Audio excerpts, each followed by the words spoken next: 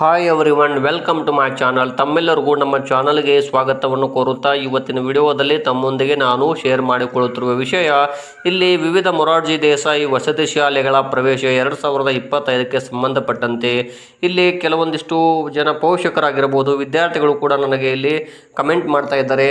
ನಮ್ಮ ಅಂಕಗಳು ಇಷ್ಟಿವೆ, ಆದರೂ ನಮ್ಮ ಮಗ ಅಥವಾ ಮಗಳು ಸೆಲೆಕ್ಟ್ ಆಗಿಲ್ಲ ಅನ್ನುವಂತಹ ಒಂದು SMS ಅನ್ನು ಅಥವಾ ಕಮೆಂಟ್ಗಳಲ್ಲಿ ತಿಳಿಸ್ತಾ ಇದ್ದಾರೆ.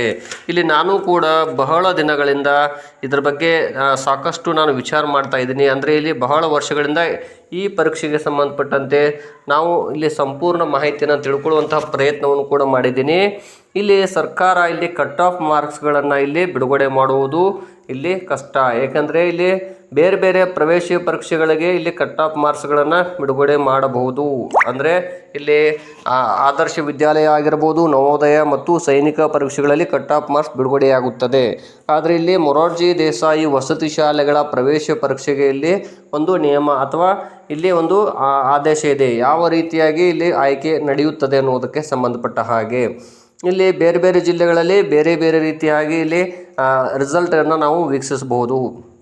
ಇಲ್ಲಿರುವ ನಿಯಮಾವಳಿಗಳೇ ಆಗಿವೆ. ಒಂದೊಂದು ಜಿಲ್ಲೆಯಲ್ಲಿ ಒಂದೊಂದು ಥರ ಇಲ್ಲಿ ಸೆಲೆಕ್ಷನ್ ಆಗಿರುತ್ತದೆ, ಅಂದರೆ ಅಂಕಗಳನ್ನು ಪಡೆದವರು ಆಯ್ಕೆ ಆಗಿರುತ್ತಾರೆ. ಹಾಗಾದರೆ ಇಲ್ಲಿ ಕೆಲವು ವಿದ್ಯಾರ್ಥಿಗಳು ಹೆಚ್ಚು ಅಂಕಗಳನ್ನು ಪಡೆದು ಬೇರೆ ತಾಲೂಕಿಗೆ ಯಾಕೆ ಆಯ್ಕೆ ಆದರು, ಅಥವಾ ಕಡಿಮೆ ಅಂಕಗಳನ್ನು ಪಡೆದಂತಹ ವಿದ್ಯಾರ್ಥಿಗಳು ಯಾಕೆ ಇಲ್ಲಿ ಸ್ವಂತ ತಾಲೂಕಿಗೆ ಆಯ್ಕೆ ಆದರು, ಅಥವಾ ಇನ್ನೂ ನಾವು ದೀರ್ಘವಾಗಿ ವಿಚಾರ ಮಾಡುತ್ತಾ ಹೋದರೆ ಹೆಚ್ಚು ಅಂಕಗಳನ್ನು ಪಡೆದರೂ ಕೂಡ ತಮ್ಮ ಮಗ ಮಗಳು ಯಾಕೆ ಆಯ್ಕೆ ಆಗಿಲ್ಲ ಅನ್ನೋದನ್ನು ನೋಡ್ತಾ ಹೋದರೆ ಇಲ್ಲಿ ನಮಗೆ ದೀರ್ಘವಾಗಿ ವಿಚಾರವನ್ನು ಮಾಡಿದಾಗ ಇದರ ಬಗ್ಗೆ ತಿಳ್ಕೊಂಡಾಗ ಇಲ್ಲಿ ನಮಗೆ ಗೊತ್ತಾಗಿದ್ದು ಏನು ಅಂದರೆ, ಇಲ್ಲಿ ಬಹಳ ವಿದ್ಯಾರ್ಥಿಗಳು ಅಂದರೆ ಸೇಮ್ ಆದ ಅಂಕಗಳು ಅಥವಾ ಸಮ ಅಂಕಗಳನ್ನು ಪಡ್ಕೊಂಡಾಗ ಅಲ್ಲಿ ಪಡ್ಕೊಂಡು ಆಯ್ಕೆ ಆಗಿರ್ತಾರೆ ಅನ್ನೋದಕ್ಕೆ, ಮತ್ತು ಆಯ್ಕೆಯಾಗಿದ್ದರೂ ಕೂಡ ತಮಗೆ ಹತ್ತಿರದ ಶಾಲೆ ಯಾಕೆ ಆಯ್ಕೆ ಆಗಿಲ್ಲ ಅನ್ನುವುದನ್ನು ಇವತ್ತು ನಾನು ತಮಗೆ ತಿಳಿಸಿಕೊಡ್ತೀನಿ. ಇಲ್ಲಿ ಸರ್ಕಾರವೇ ತಿಳಿಸಿದೆ. ಅಂದರೆ ಕರ್ನಾಟಕ ಎಕ್ಸಾಮಿನೇಷನ್ ಅಥಾರಿಟಿಯವರು, ಕರ್ನಾಟಕ ಪರೀಕ್ಷಾ ಪ್ರಾಧಿಕಾರ ಇವರು ತಿಳಿಸಿದ್ದಾರೆ, ವಸತಿ ಶಾಲೆಗಳ ಆಯ್ಕೆಯನ್ನು ಆದ್ಯತಾ ಕ್ರಮದಲ್ಲಿ ನಮೂದಿಸಿರಬೇಕು. ಇಲ್ಲದೇ ಇದ್ದರೆ ವಸತಿ ಶಾಲೆಯವರೇ ಅನಿವಾರ್ಯವಾಗಿ ತಾವು ಅರ್ಜಿ ಸಲ್ಲಿಸುವಾಗ, ಮೊರಾರ್ಜಿ ಪ್ರವೇಶ ಪರೀಕ್ಷೆಗೆ ಅರ್ಜಿ ಸಲ್ಲಿಸುವಾಗ ತಾವುಗಳು ಸೀರಿಯಲ್ ನಂಬರ್ ವೈಸ್ ತಮಗೆ ಹತ್ತಿರ ಇರುವ ಶಾಲೆಯನ್ನು ಕ್ರಮ ಸಂಖ್ಯೆ 1ರಿಂದ ಅಲ್ಲಿ ಕೊಡ್ತಾ ಹೋಗಬೇಕು. ತಾವು ಇಲ್ಲಿ ಅರ್ಜಿ ಸಲ್ಲಿಸುವಾಗ ಅದರ ಬಗ್ಗೆ ಮಾಹಿತಿ ಕೊರತೆ ಇರುವುದರಿಂದಾಗಿ, ತಾವು ಸಂಪೂರ್ಣ ಮಾಹಿತಿ ಇಲ್ಲದೇ ಇರುವುದರಿಂದಾಗಿ ತಾವು ಯಾವುದ್ಯಾವುದೋ ಸಂಖ್ಯೆಗಳನ್ನು ಕ್ರಮ ಸಂಖ್ಯೆ ವೈಸ್ ನೀಡುವುದರಿಂದಾಗಿ, ಉದಾಹರಣೆಗೆ ಇಲ್ಲಿ ಬಹಳಷ್ಟು ಪೋಷಕರು ಇಲ್ಲಿ ನನಗೆ ತಿಳಿದಿರೋ ಹಾಗೆ ಕೆಲವು ವಿದ್ಯಾರ್ಥಿಗಳು ಆಯ್ಕೆಯಾಗಿದ್ದು ಕೂಡ ಬೇರೆ ತಾಲೂಕಿಗೆ ಆಗ್ಬೋದು. ಯಾಕೆಂದರೆ ಇಲ್ಲಿ ಅರ್ಜಿ ಸಲ್ಲಿಸುವಾಗ ಏನು ಮಾಡ್ತಾರೆ, ತಮ್ಮ ಸ್ವಂತ ತಾಲೂಕಿನ ಶಾಲೆಗಳನ್ನು ಬಿಟ್ಟು ಬೇರೆ ತಾಲೂಕಿನ ಶಾಲೆಗಳನ್ನು ಕ್ರಮ ಸಂಖ್ಯೆ 1ರ ವೈಸು ಅಲ್ಲಿ ಸೀರಿಯಲ್ ನಂಬರ್ ಕೊಡ್ತಾ ಹೋಗ್ತಾರೆ ಅರ್ಜಿ ಸಲ್ಲಿಸುವಾಗ.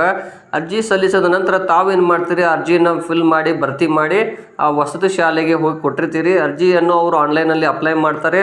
ತಾವುಗಳು ಸೀರಿಯಲ್ ನಂಬರ್ ವೈಸ್ ಕೊಟ್ಟಿದ್ದು ದೂರದ ಶಾಲೆಗಳು ಅಥವಾ ನಮಗೆ ಔಟ್ ಆಫ್ ತಾಲೂಕಿನ ಶಾಲೆಗಳನ್ನು ನೀಡಿರ್ತೀರಿ.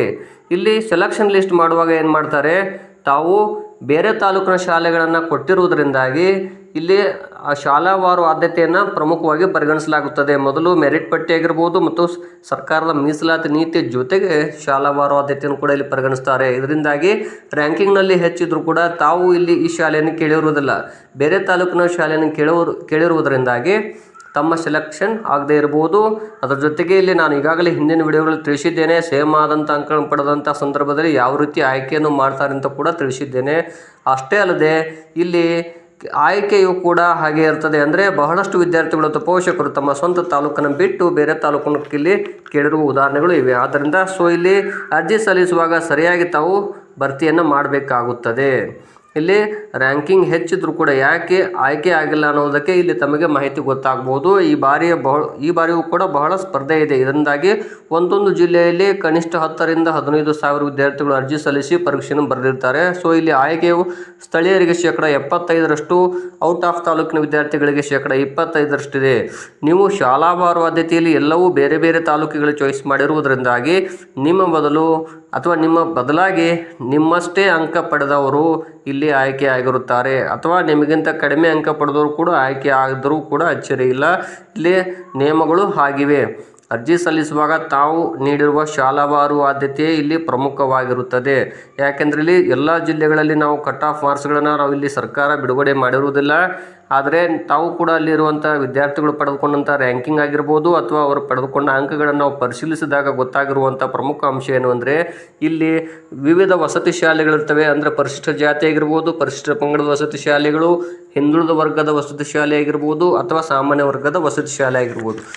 ಬೇರೆ ಬೇರೆ ವಸತಿ ಶಾಲೆಗಳಲ್ಲಿ ಬೇರೆ ಬೇರೆ ಅಂಕಗಳನ್ನು ಪಡೆದಂತಹ ರ್ಯಾಂಕಿಂಗ್ನಲ್ಲಿರುವಂಥ ವಿದ್ಯಾರ್ಥಿಗಳು ಆಯ್ಕೆಯಾಗಿದ್ದಾರೆ.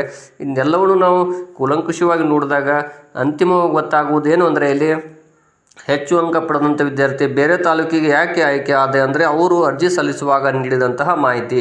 ಅಲ್ಲಿ ಕ್ರಮ ಸಂಖ್ಯೆ ತಮಗೆ ಸ್ವಂತ ತಾಲೂಕಿನಲ್ಲಿ ಒಂದು 4 ವಸತಿ ಶಾಲೆಗಳಿದ್ದಾವೆ ಅಂದರೆ ಸೀರಿಯಲ್ ನಂಬರ್ 1, 2, 3, 4 ನಮಗೆ ಹತ್ತಿರವಿರುವಂತಹ ಶಾಲೆಗಳನ್ನು ಕೊಡಬೇಕು, ಅಲ್ಲಿ ಮೆನ್ಷನ್ ಮಾಡಬೇಕು. ಆದರೆ ಅವರು ಇಲ್ಲಿ ಬೇರೆ ಬೇರೆ ತಾಲೂಕಿಗೆ ಸೀರಿಯಲ್ ನಂಬರ್ ಕೊಡ್ತಾ ಹೋಗೋದ್ರಿಂದ ಇಲ್ಲಿ ಆ ಪ್ಲೇಸ್ಗೆ ಸ್ವಂತ ತಾಲೂಕಿಗೆ ಯಾರು ಕೇಳಿರ್ತಾರೆ ಅವ್ರಿಗೆ ಅರ್ಜಿಯನ್ನು ಅಲ್ಲಿ ಸೆಲೆಕ್ಷನ್ನ ಅವ್ರನ್ನ ಮಾಡ್ಕೋತಾರೆ. ಯಾಕಂದರೆ ಸಾಕಷ್ಟು ವಿದ್ಯಾರ್ಥಿಗಳು ಸೇಮ್ ಆದ ಅಂಕಗಳನ್ನು ಪಡೆದಿರ್ತಾರೆ.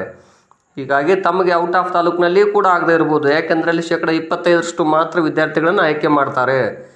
ಸ್ವಂತ ತಾಲೂಕಿನ ವಿದ್ಯಾರ್ಥಿಗಳಿಗೆ 75% ಇದ್ದರೆ ಔಟ್ ಆಫ್ ತಾಲೂಕಿನ ವಿದ್ಯಾರ್ಥಿಗಳಿಗೆ 25% ಸ್ಥಾನಗಳನ್ನು ಆಯ್ಕೆ ಮಾಡುತ್ತಾರೆ. ಹೀಗಾಗಿ ಇಲ್ಲಿ ಈಗಾಗಲೇ ಪರೀಕ್ಷೆಗಳು ಮುಗಿದಿರುವುದರಿಂದ ಈಗಾಗಲೇ ಮೊದಲ 2 ಸುತ್ತುಗಳ ಸೀಟು ಹಂಚಿಕೆಯೂ ಕೂಡ ಆಗಿರುವುದರಿಂದ ಇನ್ನೂ ಆಯ್ಕೆ ಆಗಬೇಕಿತ್ತು ಅನ್ನೋರು ಇನ್ನೂ ಒಂದು ಸೀಟು ಹಂಚಿಕೆ ಅಂದರೆ 3ನೇ ಸುತ್ತಿನ ಸೀಟು ಹಂಚಿಕೆ ಕೂಡ ಇಲ್ಲಿ ಕರೆಯಬಹುದು. ಯಾಕಂದರೆ ಇಲ್ಲಿ ಬಹಳಷ್ಟು ವಿದ್ಯಾರ್ಥಿಗಳು ಔಟ್ ಆಫ್ ತಾಲೂಕು ಆಗಿರ್ತಾರೆ. ಅವರು ಶಾಲೆ ದೂರ ಆಗುತ್ತೋ ಅನ್ನೋ ಕಾರಣದಿಂದ ಇಲ್ಲಿ ಅವರು ಅಡ್ಮಿಷನ್ ಮಾಡದೇ ಇರ್ಬೋದು ಅಥವಾ ವಿವಿಧ ಕಾರಣಗಳನ್ನು ನೀಡಿ ಅಡ್ಮಿಷನ್ ಮಾಡದೇ ಇರ್ಬೋದು.